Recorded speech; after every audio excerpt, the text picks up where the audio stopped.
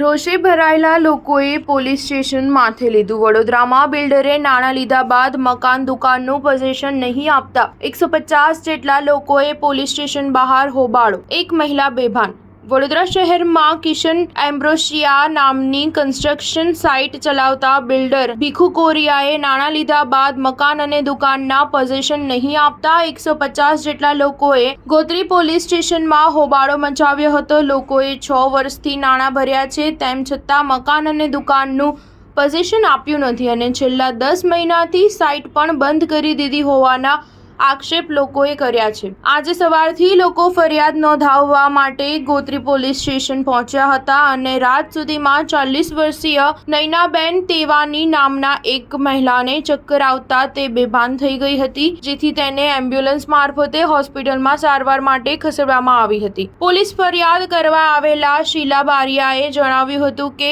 કિશન એમ્બ્રોસિયા સાઇટમાં મેં flat booking કરાવ્યા અને 6 વર્ષ થઈ ગયા છે અને છેલ્લે ડિસેમ્બર 2023માં પોઝેશન આપવાનું બિલ્ડરે કહ્યું હતું, પરંતુ હજી સુધી કોઈ ઠેકાણું નથી। 70% રૂપિયા બધાએ આપી દીધા છે। આજે અને કાલે એવા વાયદા કરે છે, પૈસા પરત આપવા માટે બિલ્ડર તૈયાર નથી અને પોલીસ અમારી ફરિયાદ નોંધવા તૈયાર નથી। બિલ્ડર પણ જવાબ આપતો નથી। અમે 150 જેટલા લોકો અહીં ભેગા થયા છીએ।